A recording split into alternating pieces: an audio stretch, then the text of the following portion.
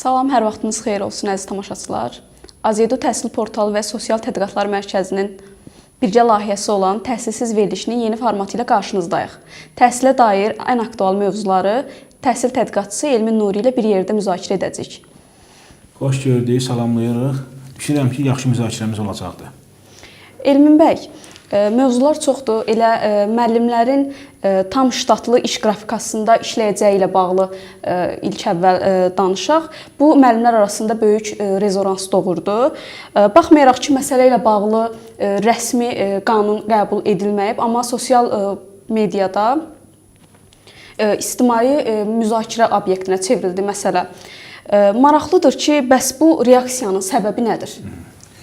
Bir daha salamlayıram və təşəkkürümü bildirirəm. Çox doğru bildirdiniz ki, xüsusən də son 2 həftənin təhsil cəmiyyəsində ən çox müzakirə olunan mövzusu bir mənalı şəkildə məhz budur. Müəllimlərin əmək haqqısının, maaşının dərs saatına görə yox, 8 saatlıq iş qrafikinə görə, yəni iş saatına görə hesablanması. Yəni müəllimlərin ümumiyyətlə götürsək, müəllimlərin iş qrafiki ilə bağlı ediləcək dəyişikliklərlə bağlı müzakirələr. Amma bir-iki detal şəxsən mənə maraqlıdır. Həm maraqlıdır, həm də nisbətən biraz təəssüf doğurur. Məsələn, nədən ibarətdir? Dediyiniz kimi, müəllimlərin yeni iş qrafiki ilə bağlı bildirilən fikirlər hələ qətiyyən rəsmi qərar xarakterli deyil.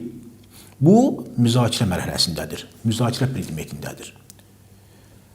Elm və Təhsil Naziri Emin Əmrullayev, səhv etmirəmsə, Milli Məclisin Ailə, Qadın və Uşaq Komitəsinin iclasında bununla bağlı fikir bildirmişdi və mediada haqlı olaraq, yəni öz iş icabı bunu ictimailəşdirdi və sosial şəbəkələrdə, cəmiyyətdə, TV ekranlarında, saytlarda inanılmaz dərəcədə böyük rezonans yaratdı. Nəyin rezonansı?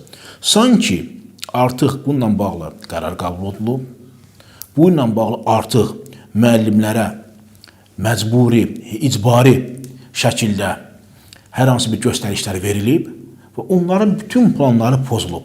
Axı elə deyil. Bu, əziz müəllimlər, yəni bu qətiyyən elə deyil.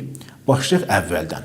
Birincisi, bu qərar hələ, daha doğrusu bu fikir, bu hələ ictimai müzakirəyə də rəsmi şəkildə buraxılmayıb. Tam səmimi deyirəm.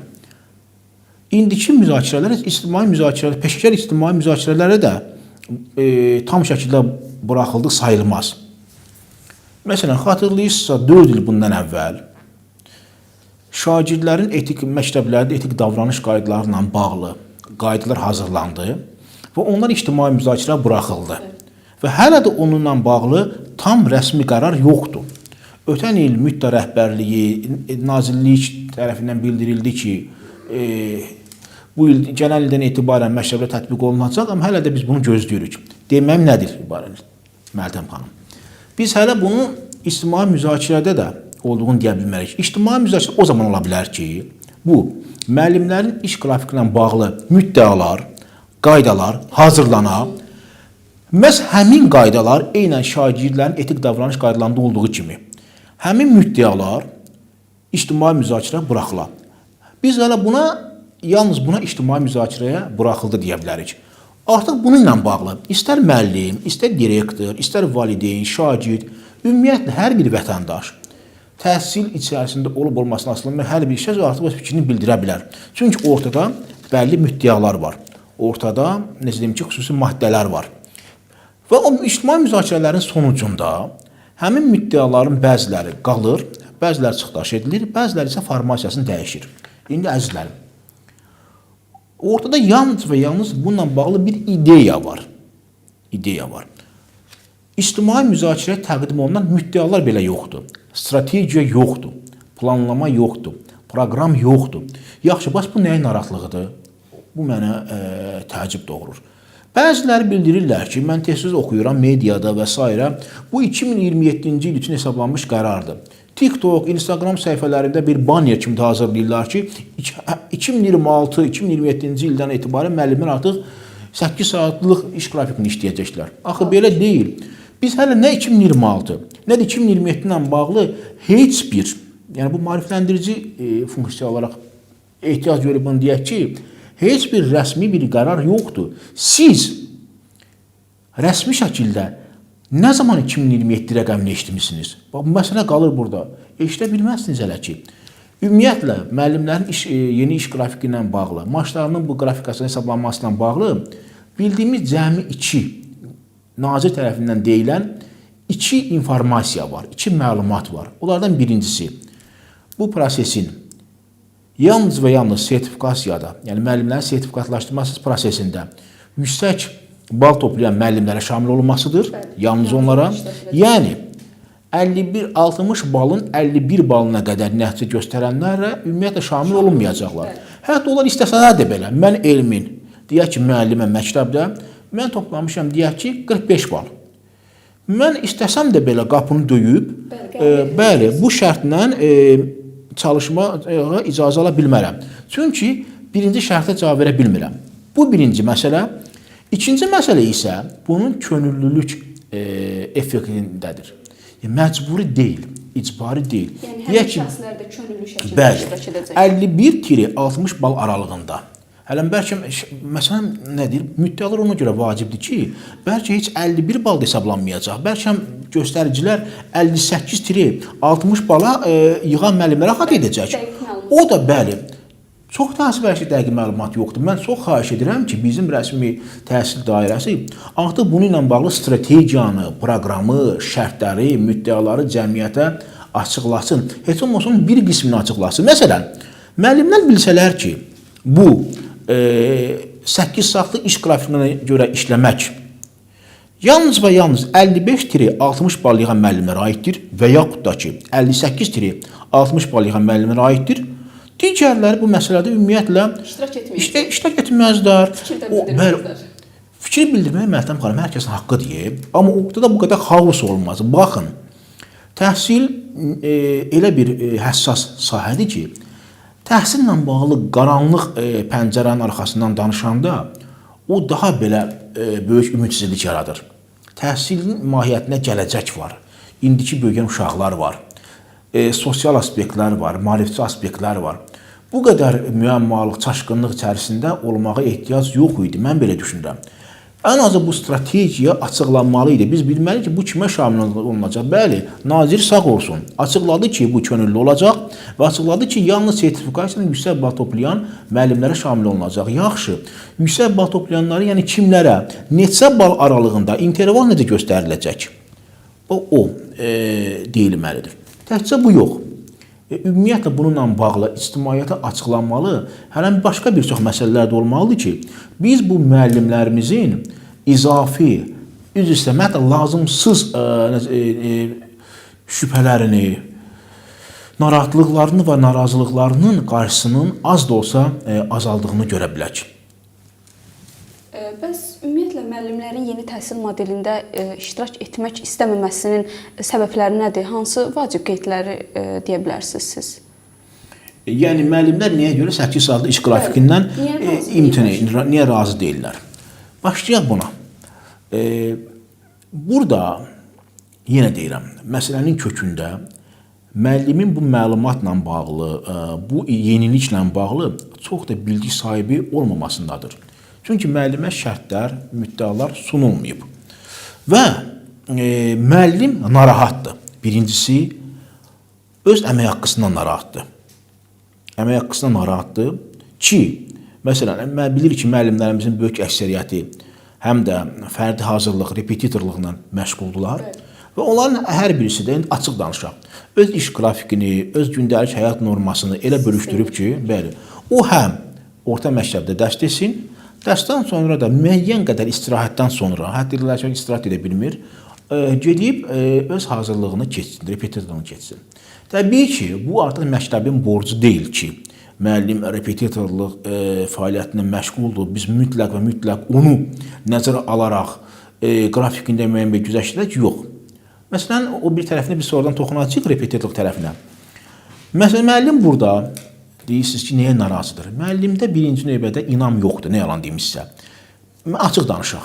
Müəllim hələ maaş artımı ilə bağlı mənim fikrimcə konkret nəyəsə inanmır. Doğrudur. Bildirildi ki, bu qrafiklə işləyən müəllimlərin əmək haqqısında 2 dəfə artım olacaq. Bəli. Yaxşı, burada da qaranlıq məsələ var. Bu artım hansı mexanizminə görə müəyyənləşəcək? Bu artım yalnız müəllimlər indiyə qədər 2025-ci ilin sonunu yaşayırıq. Müəllimlər bu vaxta qədər yalnız və yalnız dərs saatının miqdarına görə maaş alıblar. Amma əslində elə olmamalıdır. Dünya təcrübəsində, nə bilim, ümumiyyətlə təhsilin fəlsəfəsində müəllimin işi yalnız pedaqoji prosesin təşkili. Qısa şəkildə deyək, sinifin qapısını açıb dərs keçməkdən ibarət deyil. O müəllim işinin yalnız bir hissəsidir.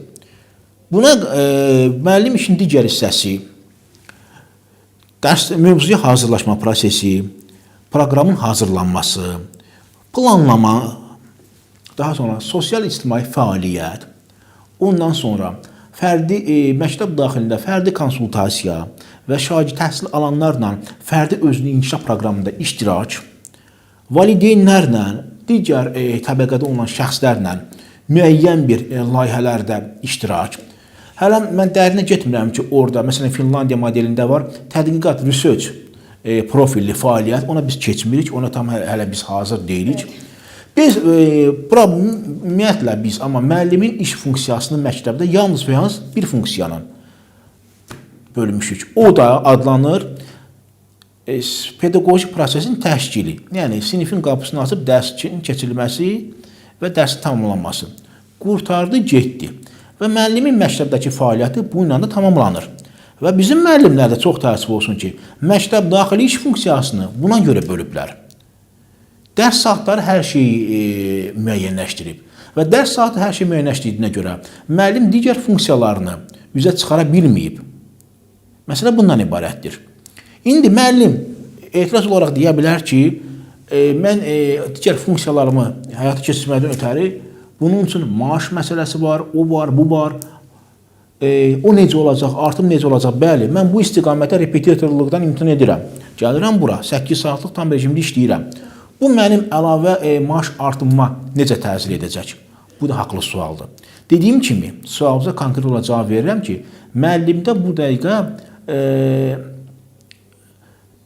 əsas səbəb, bununla barışmamasının əsas səbəbi, birincisi, çox təəssüf olsun mən bunu deməliyəm, məktəb amilinə və müəllimin sistemli fəaliyyət amilinə tam düzgün baxmaması, bu bir. İkinci də ki, məsələ ilə bağlı nisbətən inamsız mövqedə olmasıdır. Burada ikinci məsələdə müəllim haqlı hesab etmək olar. Çünki bəzi detallar deyilməlidir. İndi hansı detallarla icazə versə mən onu sizə deyim. Baxın.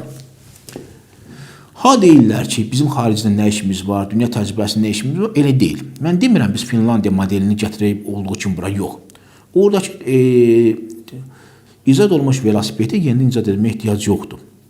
Məsələn, müəllim məktəb daxili iş saatında əlavə hansı fəaliyyətlə məşğuldursa, onu biz bayaqlar dedik. Yenidən bir ikisini deyim. Məsələn, fərdi hazırlıq proqramı, şagirdin fərdi hazırlıq proqramının həyata keçirilməsi. İndi paralel təhsil, yəni dırnaqarası paralel repetitorluq bunu tam əvəz edə bilib. Yaxşı, biz sertifikasiyanın yüksək bal toplayan müəllimləri könüllü sürəti də olsa bu qrafika cəlb ediriksə, o məktəb daxilində fərdi hazırlığı təşkil edə biləcəkmi? Məsələn, bu tərəf var. Gözəl müəllimlər, əziz müəllimlər, yəni siz bunu təşkil edəcəksinizmi? Amma bu sualın cavabını müəllim verməməlidir. Bunu bu şəraitin yaranmasına məsul olan aidiyyatı şəxslər verməlidir. Necə? Bir məktəb daxilində müəllim üçün həmin əlavə fərdi hazırlığı həyata keçməyə şərait varmı, yoxsa yox? Bilirik ki, xüsusən də Bakı, Sumqayıt və Abşeron məktəblərində çox ciddi şagird sıxlığı var. Sinif otaqları tapılmır. Bir sinifdə 25 uşaq oxumalıdırsa, sinif şagirdlərin sıxlığı səbəbindən sinif darlaşır. 25 uşaq yerinə 38-45 uşaq oxuyur. Çünki sinif tapılmır da. Əgər sinif tapılırsa, 40 nəfər bir yerə cəmləşərmi? Deməli, yox.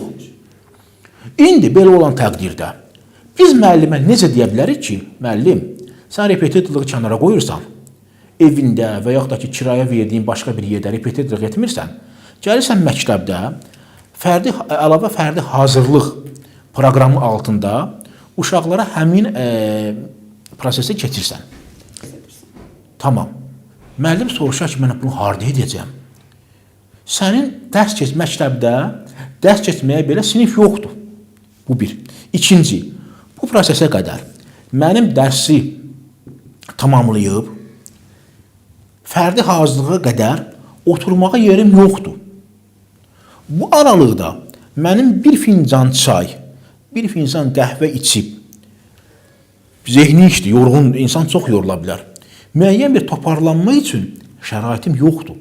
Mən bunu harda edə bilərəm? Yəni, biz müəllimə bu sualı verəndə, bu cavabları da ala biləcəyik. Bu alternativ olaraq bu sualları da ala biləcəyik ondan. Bunu, necə deyim ki, gözdən çıxartmayaq. İkinci, tamam, müəllim deyək ki, bu sualları vermədi. Dedi ki, tamam, eybi yox. Fərz edək ki, masa problemi yoxdur, fərz edək ki, güşə problemi yoxdur, fərz edək ki, sinif problemi yoxdur. Yaxşı. Mən repetitorluqdan imtina etdim və 8 saatlıq qrafikına oturdum məktəbdə. Yaxşı. Bunun müqabilində əlavə fərdi hazırlıq proqramı müqabilində mənim maaşım və maaşımı edilən bonuslar necə hesablanacaq? Hansı proqramla hesablanacaq bu? Əgər elə bir şey olacaqsa. Bunu soruşmaq onun haqqıdır. Çünki insan əlavə buna saatlar xərcləyəcək. 8 saatlik və o 8 saatlıq qrafikin hər saatına verimli, faydalı olmağa necə təhkim olunacaq. Yaxşı, biz bu sualların cavablarını tapmamış, mən düşünürəm ki, hələ ki müəllimdən nə isə tələb edə bilmərik.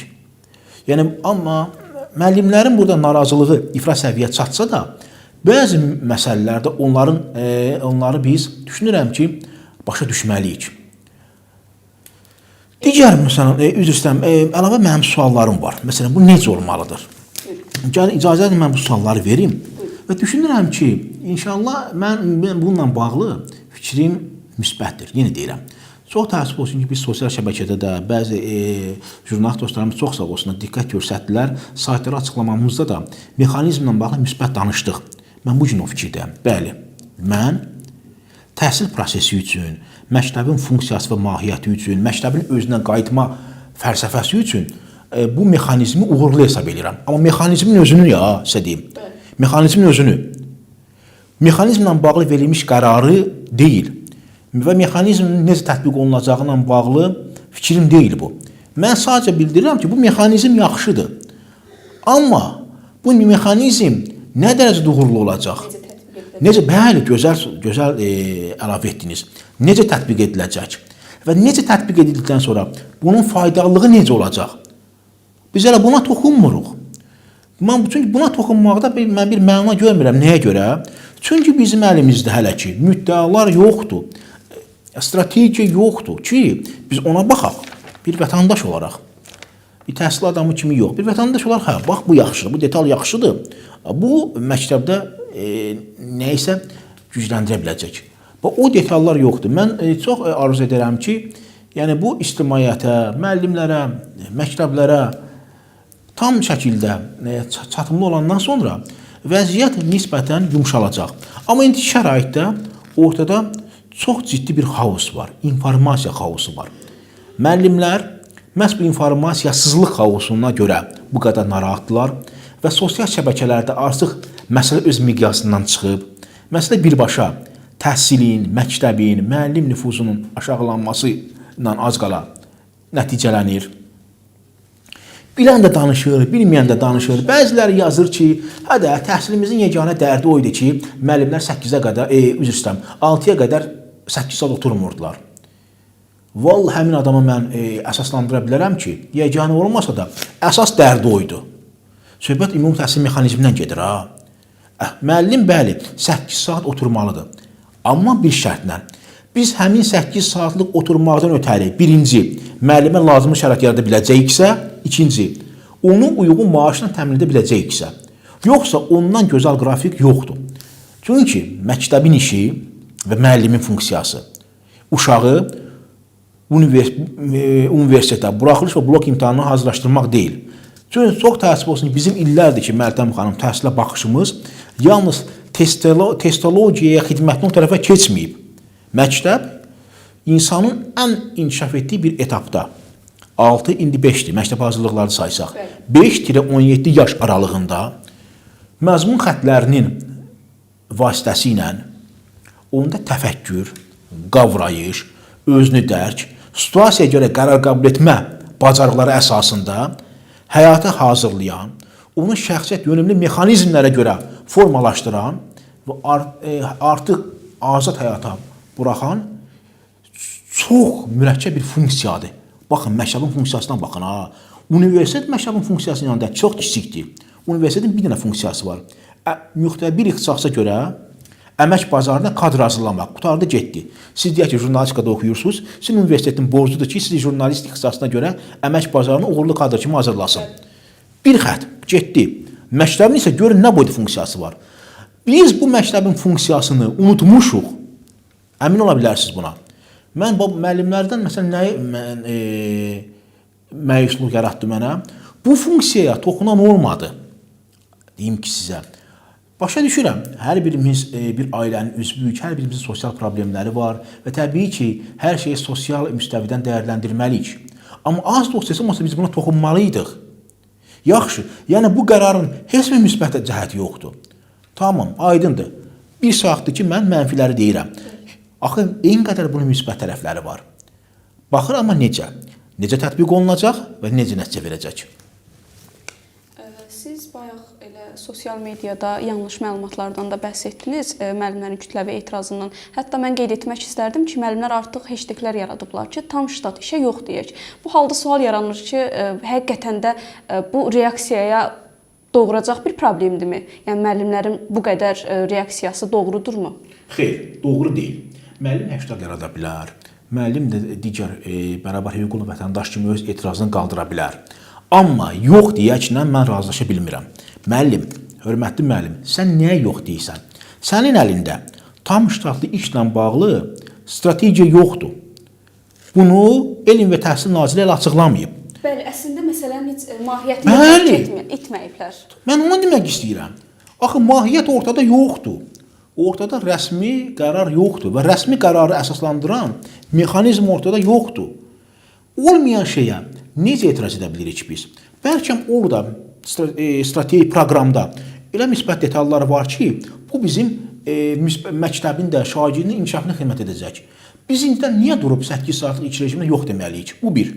İkincisi, biz həmin nazir tərəfindən artıq ictimaiyyətə ixtiyarına buraxılan bir informasiyanı, könüllülüyü unuduruq.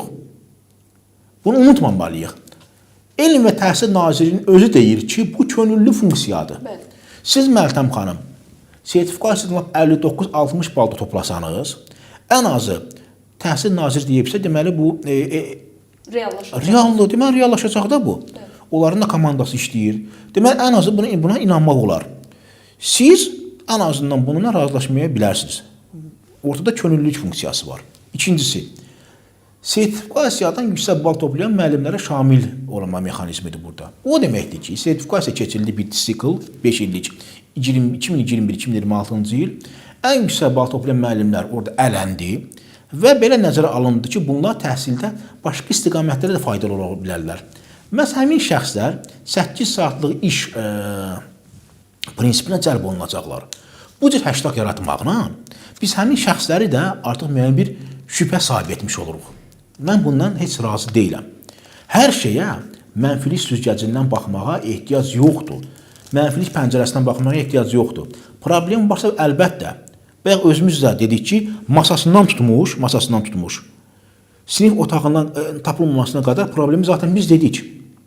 Amma hər şey problemdir, hər şeyə qara nöqtədən baxmaq. Necə deyim ki sizə, bu olmasın. Baxın, şəxsən mənim fikrimcə, həqiqətən də işini peşəkar bilən bir müəllim, hələ ortada mahiyyəti tam bilinməyən bir məsələyə bağlı yox deməyə tələsməməlidir. Balans qorunmalıdır. Prinsiplər qorunmalıdır. Müəllim suallarını verməlidir, bəli. Yoxdan qabaq suallarını verməlidir. 2. Maliyyələşmə mexanizmi necə hesablanacaq? Bu bir. İkinci. Dərs saatından sonra Məltəm xanımsa bir fakt deyim. Deməli, müəllimlər deyək ki, maksimum 18-24 saat stavkanı dəstəkləyirlər də məktəbdə, düzdür. 8 saatlıq qrafikdə bu eləyəcək, sizə deyim ki, uzağı bir həftəlik 18 saatdırsa, ayda deyək ki, 70 saatın o tərəfə keçməyəcək. Amma 8 saatlıq həftəlik iş qrafiki 172 saat eləyir.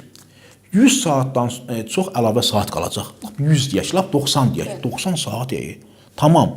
Müəllim axı niyə soruşmur ki, bu 90 saat nəyə xidmət eləyəcək? Bəlkə ortada elə bir qəşəng bir mexanizm var ki, həmin mexanizm bizi, necə deyim ki, həvəsləndirəcək. Müəllimi də başa düşürəm. Müəllim məktəbin içindədir. Biz burada rahat danışa bilirik ki, müəllim bir məktəbə baxır. Deyir ki, burada əlavə nəsə bir şey olacağı mən gözləmirəm. Müəllim görür ki, gözünün qabağında. Gəl balansı qoruyaq. Uşağı az qala pəncərənin dibində otuzdururlar ki, heç olmasa bir sıxışsın bir yerə. Çünki başqa sinif otağında yer yoxdur. Halbuki reglamentə görə bir sinif otağında bir uşağa 2 kvadrat metr yer düşməlidir. Reallığa görə, bəli. Kağız reallığa görə. Üzr istəyirəm, qaydalara görə. Reallığı təbii ki, bu belə deyil. Bunu qoydu bu kənara. Amma yenə əsl pedaqoq tələsməməlidir. Suallarını verməlidir. Tamam, qərar verilir, lap yaxşı. Dediyim kimi, bu qərarın tətbiqi üçün əlavə hansı şərait yaradılacaq? Müəllim bu sualı verməlidir. Elə mən müəllimin adından, müəllimin danışan dili olaraq bu sualları verirəm. Bir müəllim üçün, 8 saatlıq iş qrafikində əyləşəcək müəllim üçün, işləyəcək müəllim üçün məktəb daxilində və həmçinin məktəb kənarında əlavə hansı şərait və imkanlar yaradılacaq? Bu bir sual. Kaş ki, bu sualın cavabını bilmiş olaydıq. İkinci, müəllimin 8 saatlıq iş qrafikinə əsasən maaşı necə hesablanacaq? Burada yenə dərs saatına görə əmək haqqı əsas götürüləcək, yoxsa necə? Əgər yenə eyni qayda olacaqsa, onda müəllim 8 saat nə otururdu ki? Elə dərs saatına görə maaşlanıb gedərdi. Sonra, başqa nələr var burada? Əmək haqqına olunacaq əlavə bonuslar, əlavələr hansı kriteriyalara görə hesablanacaq? Bax, bu məsələ var. Daha sonra, məktəbin, təhsil sisteminin müəllimdən dərs keçməkdən başqa əlavə tələbləri nə olacaq? Məsələn, bu tələblər desinlər. Baxın, bəzilər ekspertlər deyirlər ki, məktəblərdə dərnəklər ölmüşdür, dərsdən kənar fəaliyyətlər ölmüşdür. İndi bu 8 saatlıq qrafik ona xidmət edəcək. Qardaş, hardan bilirsən? Bəlkə strategiyada bu heç yoxdur. Açıq danışaq da. Qoy desin, varsa qoy desinlər də. Sonra, başqa ölkələrin təcrübəsində, məsələn, mən sizə deyim, Finlandiya, Estoniya, Cənubi Koreya, Singapur təcrübələrində və Almaniya təcrübəsində belə bir qayda var. Dərsdən sonra müəllim şagirdlə fərdi, əlavə olaraq fərdi hazırlıq keçirsə, onun əmək haqqısı bonus olaraq hesablanır. Və ay sonunda ona ümumi bir məbləğ şəklində təqdim olunur. Bizdə necə? Bu mexanizm nəzərə alınacaqmı? Yəni, müəllimin dərsdən sonra şagirdlə əlavə fərdi hazırlıq mexanizmi nəzərə alınacaqmı? Bu bir sual. İkinci, nəzərə alınacaqsa, maaş, bunun bonus məsələsi, bunun əlavə qonorar məsələsi necə hesablanacaq? Bu sualların cavabını biz müəllimə açıqlayaq və həm müəllim bu suallar əslində verməlidir. O siz deyim, həştaq dediniz, etirazdan qabaq, əvvəlcə bu sualları verməlidir və sonradan bu nəticə olaraq buna ya yox deməlidir, ya hə deməlidir. Bizdə problem ondan ibarətdir. Biz nəyəsə araşdırmırıq, nəyəsə mahiyyətinə getmirik. Çox səbirsizlənirik. Tamam, mən də razıyam ki, ortada hələ ki bir şeylər yoxdur da, rəsmi qərar yoxdur və rəsmi qərarının alt sistemi olan müddəalar yoxdur, maddələr yoxdur ortalıqda. Gözləyək biraz. Bu xaos nə müəllimin xeyrinədir, tam səmimi, nə təhsili idarə etmə sisteminin xeyrinədir, nə də ümumi məktəbimizin xeyrinədir.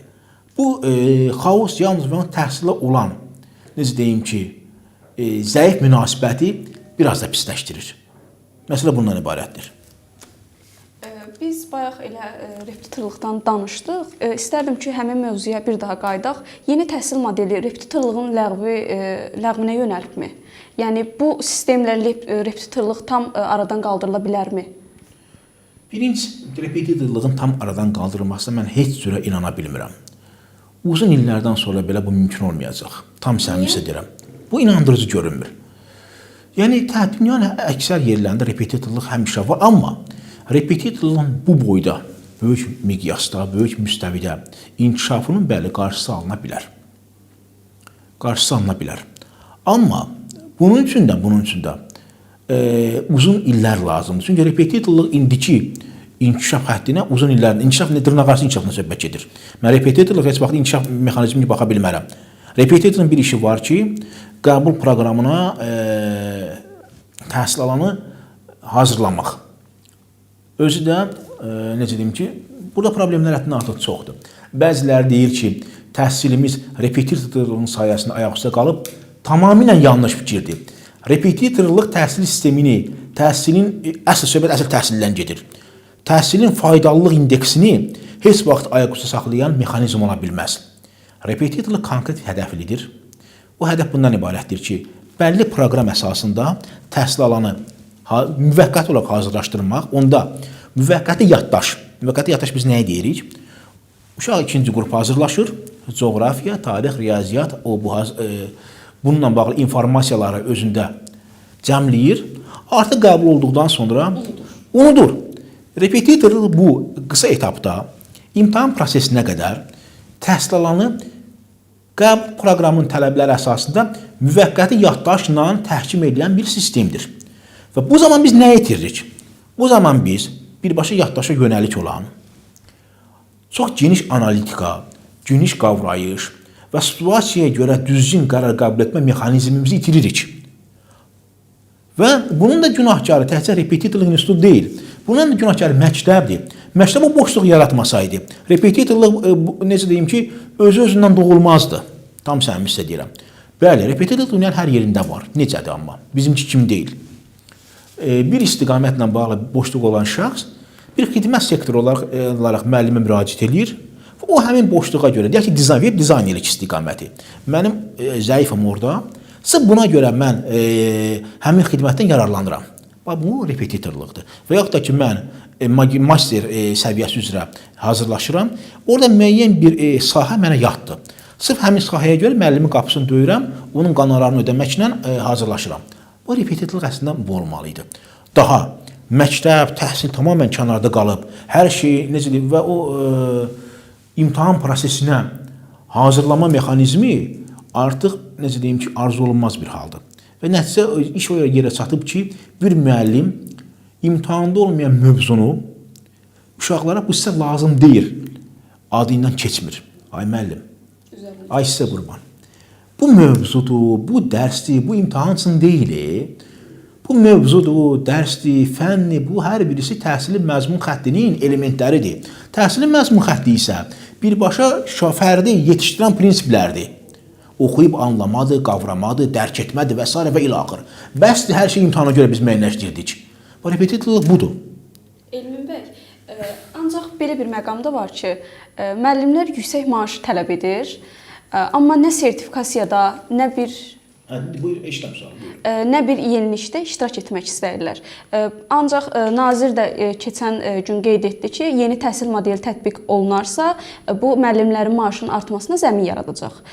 Bu halda sual yaranır ki, niyə belə müəllimlər ziddiyyətli hərəkət edir ki, artıq sertifikasiyadan yüksək nəticə toplamış müəllimlər belə iştirak etmək istəmir yeni təhsil modelində?